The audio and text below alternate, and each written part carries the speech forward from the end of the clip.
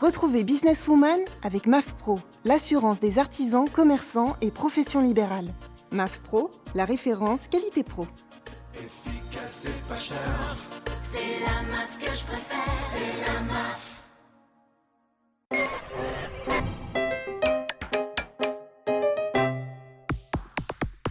Bonjour à toutes et à tous et bienvenue dans ce nouveau numéro de votre émission Businesswoman. En termes de création d'entreprises, on le sait, la parité est encore loin. Selon les derniers chiffres de l'INSEE, seuls 30% des porteurs de projets sont des femmes. Mais quand on aborde le secteur de la franchise, le chiffre grimpe. Plus de 40% des entrepreneurs franchisés étaient des femmes en 2011, selon la Fédération française de la franchise. Est-ce donc un secteur porteur pour les femmes? Quels sont les arguments qui peuvent pousser des femmes à devenir franchisées? Et si l'on est soi-même créatrice d'un concept de franchise, comment se lancer? C'est ce que nous allons découvrir aujourd'hui avec mes deux invités. J'accueille Rose-Marie Moins, bonjour. Bonjour. Vous êtes responsable formation et promotion de la Fédération française de la franchise. Et j'accueille également Camille Huyghe-Despointes, bonjour. Bonjour. Vous êtes la fondatrice et conceptrice de la franchise Viens jouer à la maison. Bienvenue à toutes les deux. Alors mesdames, commençons avec vous Rose-Marie Moins, peut-être par un tour d'horizon du secteur de la franchise et en quelques mots, en quelques chiffres. Comment se porte-t-il ce secteur de la franchise? Dites-nous tout. Je dirais plutôt bien, parce que nous faisons donc un état des lieux chaque année et on dénombre aujourd'hui plus de 1500 réseaux de franchise en France, 65 000 franchisés, hommes et femmes, bien entendu, et à peu près 51 milliards d'euros de chiffre d'affaires. Donc ce sont des chiffres qui progressent de manière tranquille, mais constante depuis une vingtaine d'années maintenant. On a des progressions qui sont entre 5 et 10% chaque année. Voilà. Donc malgré la crise... Malgré la crise, ça se maintient. On verra l'année prochaine ce qu'il en sera, mais on est assez confiant, oui, ça continue à bien fonctionner. Très bien. Alors, dans cette émission, on va différencier la création d'un concept de franchise et le fait de devenir entrepreneur en tant que franchisé. Camille Huyghe-Despointes, vous allez donc pouvoir en quelque sorte nous parler des deux. Vous avez vous-même créé la franchise Viens jouer à la maison, qui regroupe aujourd'hui 7 boutiques. Ouais. Avant d'entrer dans les détails, expliquez-nous ce qui vous a conduit à 30 ans à peine, je crois, avec 3 petits bouts sous le bras, à vous lancer comme ça. C'est de la folie? Qu'est-ce que c'est?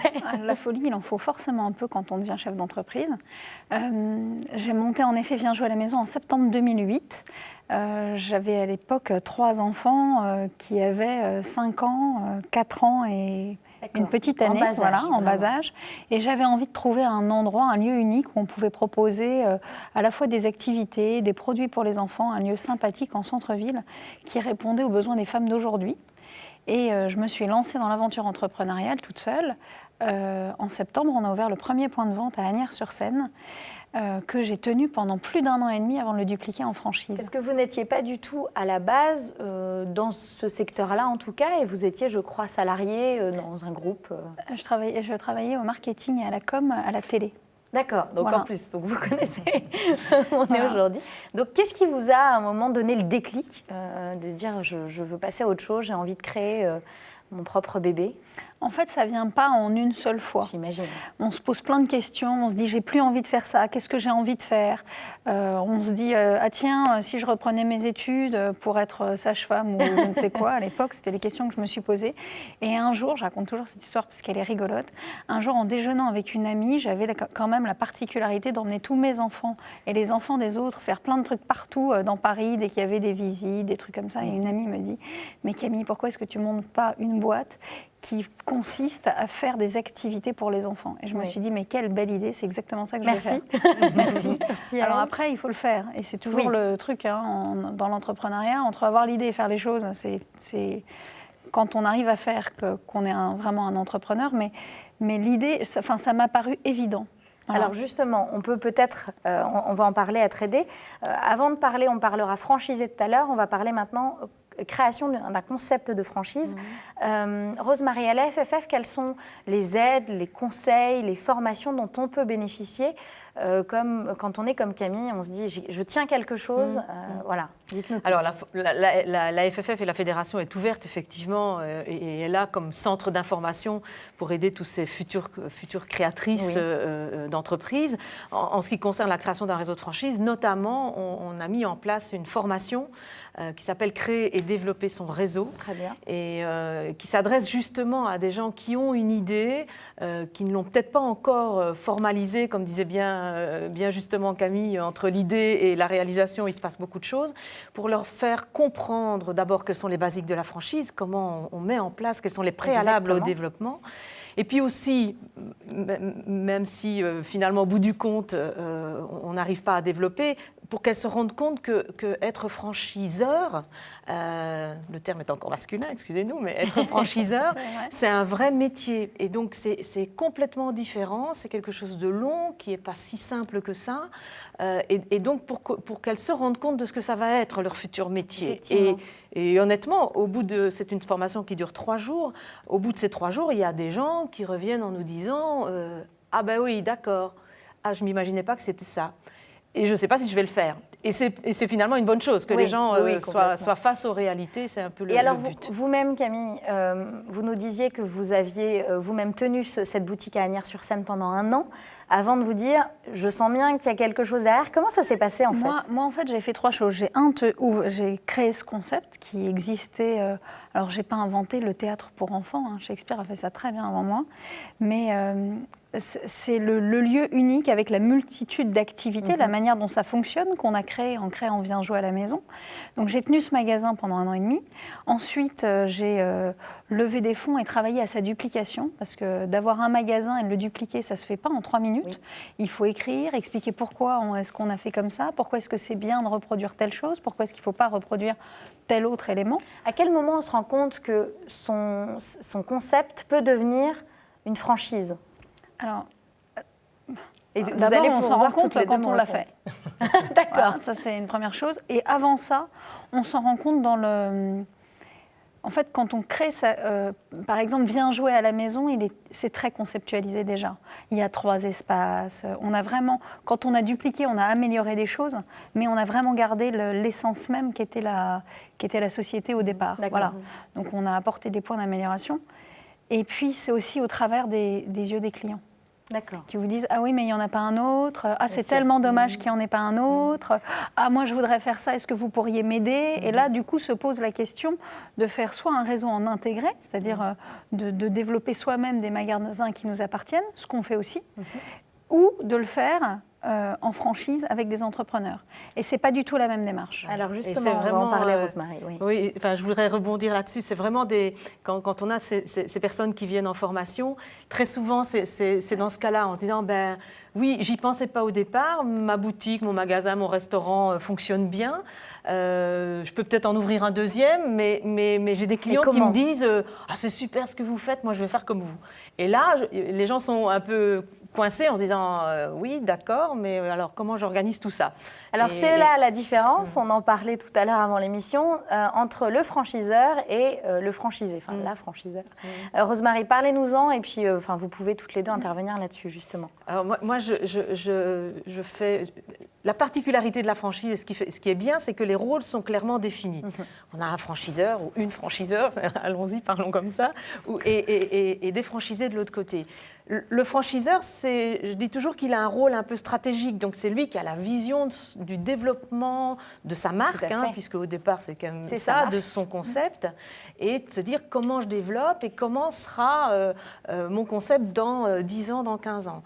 Et pour pouvoir développer sa marque sur tout le territoire, il a besoin d'hommes et de femmes, et ces femmes seront les franchisés qui auront un rôle plutôt opérationnel. Moi, je suis sur le terrain, je développe mon entreprise, parce que ça reste mon entreprise privée, mais avec l'apport d'un franchiseur ou d'une franchiseur. Donc Camille, vous le confirmez, ça n'est pas du tout le même métier, franchiseur et franchisé. Pas du tout le même métier, ça marche que si chacun remplit son rôle, à savoir un franchisé qui, lui, s'occupe de développer son business sur le terrain qui lui est donné, dans son local, dans son emplacement. Et son métier à lui, c'est de faire du business sur son point de vente. Notre métier à nous, c'est de faire la stratégie.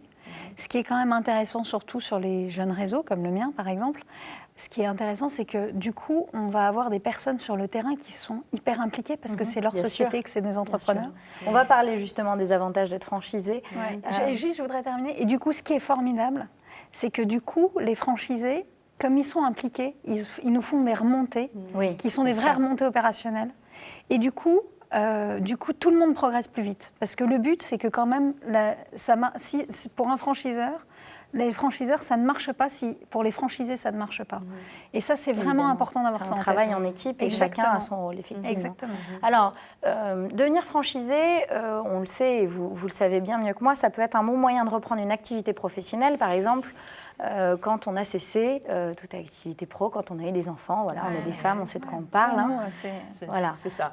Retour de congé parental, maternité. Exactement. Il y a un profil type d'ailleurs à la FFF, des femmes qui viennent vous voir. Là, on va vraiment parler de devenir franchisé. Ou non. Profil type, je n'irai pas jusque-là. C'est vrai qu'elles sont soit elles n'ont pas encore eu leurs enfants et elles sont relativement jeunes, on va dire, et elles ont envie de créer. Et voilà, la franchise peut être une bonne solution pour elles aussi parce qu'elles n'ont pas l'idée géniale et elles ont vu autour d'elles des choses qui se faisaient. Et puis, elles n'ont pas forcément toujours non plus l'expérience de la création d'entreprise. C'est une première expérience, donc la franchise peut être complètement adaptée. Et à l'inverse, soit elles ont passé le stade des enfants et elles peuvent un peu s'en détacher. Et là, retour à l'activité professionnelle, plus forcément envie d'être salarié, si elles l'ont été précédemment. Et là aussi, à nouveau, je dirais les avantages que peuvent apporter un réseau de franchise concordent bien avec ce qu'elles attendent. Exactement. Et donc, ce seront des profils. En dehors de ça, je dirais qu'il n'y a pas vraiment de profil qui va distinguer le profil du franchisé masculin, féminin. C'est de toute manière des gens qui ont envie d'entreprendre, c'est de toute manière des gens qui savent faire du commerce, en tout cas qui ont le sens du commerce, qui ont des talents de manager pour une grosse partie des réseaux et des concepts, et qui sont capables de gérer une entreprise. Vous le confirmez, Camille, c'est des qualités à avoir. On parlait des qualités d'un concepteur de franchise. Là, les qualités de franchisé essentielles, selon vous, sont quoi ? En effet, il faut que le franchisé il soit autonome. Je pense que ce qui est le plus difficile pour lui, c'est la transformation du « je suis salarié » à « je suis un entrepreneur indépendant ». Donc, ça, je pense que les bascules sont parfois difficiles quels que soient les réseaux, sont parfois difficiles à faire. Mais en effet, il faut être un bon commerçant. Ça, c'est, voilà, il faut avoir le sens du commerce, de la vente, c'est essentiel. Et il faut être multicasquette parce que les chefs d'entreprise, ils sont multicasquettes, ils vont avoir de la gestion. Même si on a un bon commerçant mais qu'on a un panier percé de l'autre côté, ça ne fonctionne pas. Donc, alors, une nouvelle fois, à la FFF, comment on peut être aidé, par exemple, si on a envie de devenir franchisé? Quelles sont les étapes à la FFF? Alors, pareil que si vous voulez devenir franchiseur ou créer votre propre concept, on a aussi une formation qui s'appelle Devenir franchisé. D'accord. Et qui permet justement aux personnes qui sont intéressées par entreprendre en franchise de bien comprendre le système, de comprendre le rôle de chacun, les avantages, les inconvénients, les contraintes, l'encadrement légal, les étapes pour devenir franchisé. Enfin, en une journée, on brosse un peu l'ensemble du dispositif et ça les aide bien à prendre conscience aussi de ce que c'est. Et je voudrais ajouter par rapport à ce que disait Camille, mais ça tombe sous le sens, c'est peut-être que la première démarche en dehors de ce profil et de ces compétences, la première démarche à faire, c'est effectivement, comme la bascule entre salarié et indépendant est importante, enfin bon, de se faire un peu son autodiagnostic et de prendre conscience de ce que ça veut dire de devenir indépendant et entrepreneur. Merci beaucoup en tout cas à toutes les deux d'avoir été avec nous aujourd'hui. Et peut-être donc le moment de vous lancer en franchise. Réfléchissez, peut-être allez voir la Fédération française de la franchise. En tout cas, moi je vous dis à très bientôt dans Businesswoman pour de nouvelles idées et de nouvelles émissions. Merci.